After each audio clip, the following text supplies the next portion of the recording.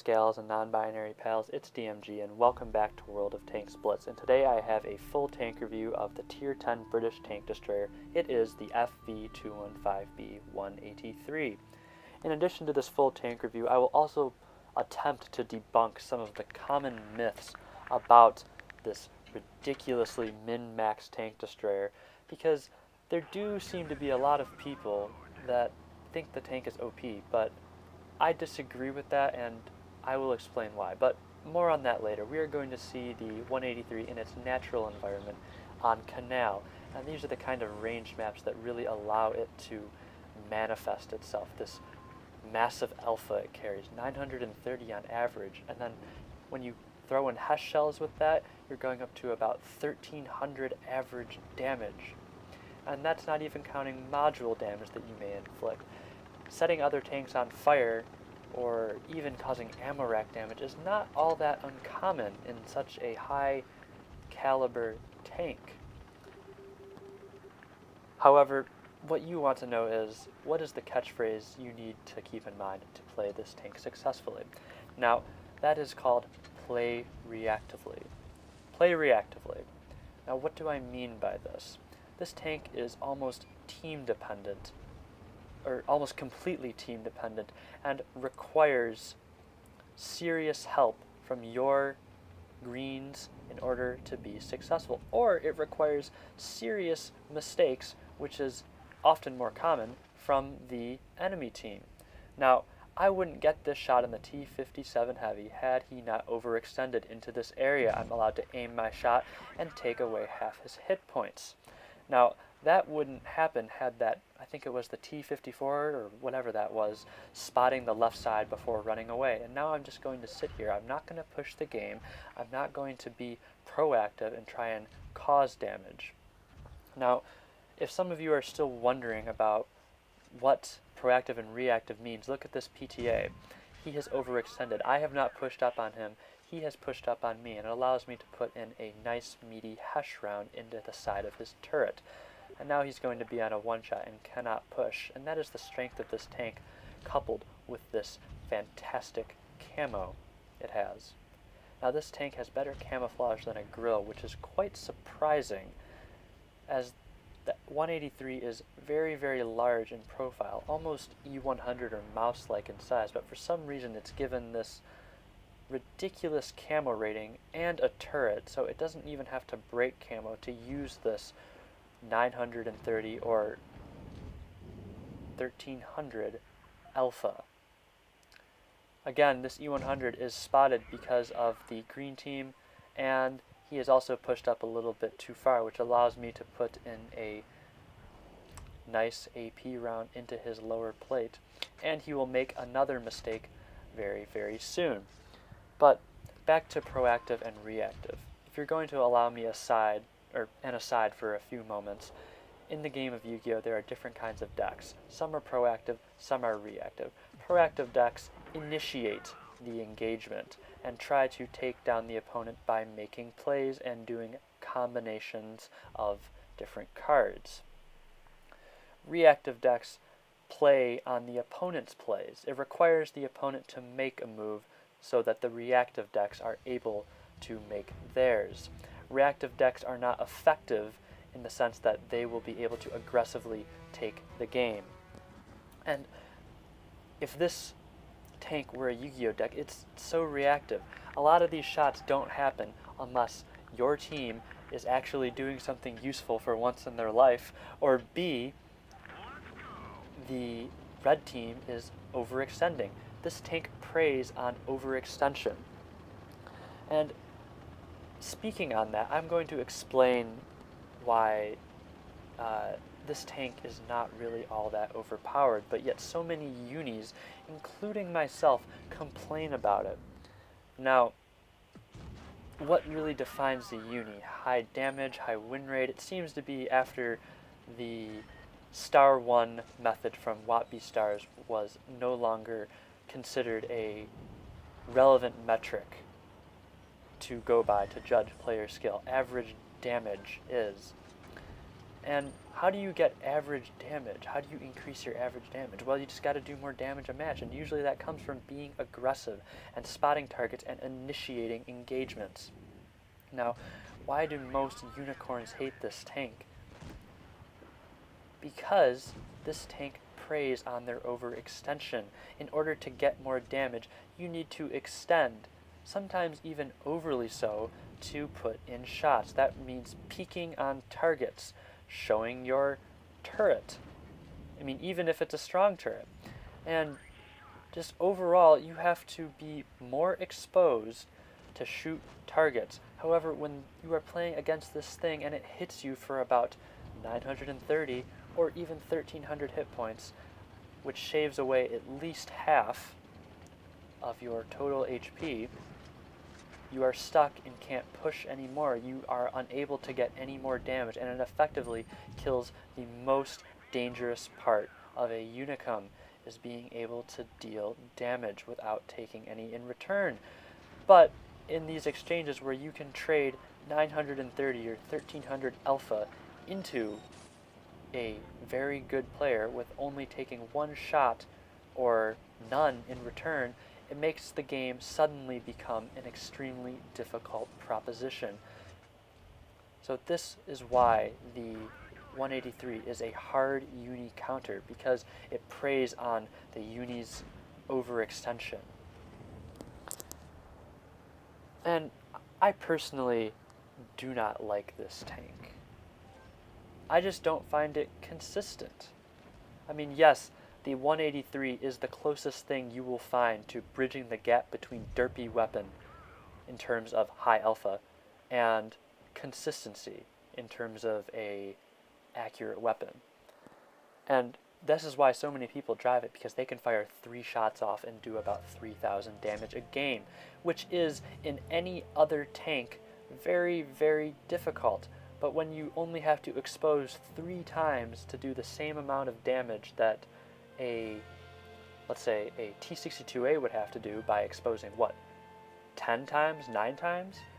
For the same amount of damage per game, it becomes very, very difficult to justify driving another tank.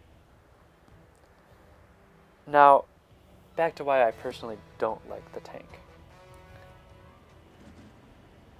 I have driven this after I 3.2K to Patton and 3K in E75 and achieved top rankings in other vehicles. I just recently finished my 100 battles in this tank, and yes, while I had, about 3,200 something, it was high 3,200-ish damage, I only had 62% win rate. And that is after I have, I would say, established myself as a better player. Now, this thing just does not win, and that's my other big gripe about it. And it would really surprise you, because you're thinking, oh, you're putting out all these enormous damage numbers in games, and you're still losing. But that's the problem, though, is that for some reason the tank does not win. And it's due to, in public games, is that it's more valuable to have some armor or to spot in public games than it is just to have massive alpha. Now, this tank may be more effective in ratings, and I know for sure it is more effective in competitive matches, as I have tried it with some success, as you know that you have a competent team around you. But in public games, the ability to be flexible and to have that Swiss Army knife kind of modus operandi is much more valuable than having massive alpha. Now, to go into the statistics of win rate, I have 62% in this tank after 100 battles. To put that into perspective, my first tier 10, which was the Leopard, my second tier 10, which is the E50M, and my third tier 10, which was the Jagdpanzer E100, all of which I noobed out on in the beginning, have higher win rates than the 183. So even with all the knowledge I have received about the game, having 930 alpha and 1300 hash to absolutely obliterate targets like this other 183 is just not enough. There's something missing. I think this really proves that at a certain point, doing more damage and having more alpha does not help you anymore. It becomes just a moot point, in my opinion. I'd rather trade some of these extremely high alpha characteristics for some more mobility, some more armor, something else that I could use to make this tank work. Because as it stands now, the 183 is completely team dependent or reactive based on the other team's decisions. And I don't want to play like that. Using my knowledge of the game, why wouldn't I just want to initiate the engagement myself instead of waiting for the red team to make a mistake, even though it is common? However, as shown by the statistics, it's not as common as you'd think. I win more by initiating engagements than I do by reacting to the decisions of the other people. And going back to the game of Yu-Gi-Oh!, reactive decks would win for a short period of time. But the problem with reactive decks is that eventually they would lose because there are just too many different ways to attack them. Sure, they would hard counter some certain types of decks and metas, so to speak, but in the end, you could not win consistently with them, and that is the same problem with the 183. And now you're going to see a final game on Castilla. So, this tank is broken, yes, for massive amounts of alpha and not allowing the good player to really reprise their role every game into just stomping over the other team. So, does this tank have a place in the game the way it is? Yes, it does. Should it be nerfed? No. I mean, it doesn't justify a nerf. I mean, I used to say that it did. And yes, it's broken for its alpha, but it's not overpowered in any sense of the word. And this is, again, this replay right here, you're going to see it's all about playing reactive. It prevents pushes. And this ST1 and the 183 get stuck in the river, and I hit the 183 with a Hesh Shell for 1200. And I get this ridiculously lucky bounce, and now the 183 is stuck over there. And it's playing reactively. Since he fired, I can fire. I'm just going to push around as fast as I can using the engine boost and put in an AP round. Now where's this ST1? I assume he went to my right, or kind of in front of me to the corner area, because I didn't see him there, and I knew he would have popped if I had tried to go across, if the ST1 had tried to go across. But there, just like I thought, he pops there and puts a shot into me. And again, this is playing reactively. If you take nothing else away from this tank review, learn to play reactively. And you don't even need to penetrate the target. As you can see, the ST1 turret is very difficult to pen. But with Hesh, I can not really aim and just splash his turret for 200 damage. And I'll take that, especially in a situation where I know the tank is too slow to push me, or he is too afraid to push me. And now all I need to do is play reactively and back up, as long as I keep my gun that has been placed on a semi-traversable turret. As long as I can keep this whole area in front of me, I will win. And yes, sometimes the gun does derp, as you will see right there, but the tank has such massive alpha that it does make up for it. Lightning does not strike twice, unfortunately for this ST1, as I will pen him with a Hesh round in the lower plate. And now Supremacy is going to do its thing, as the ST1 cannot push across the water in time to kill me. But this tank is not OP. It does not win enough.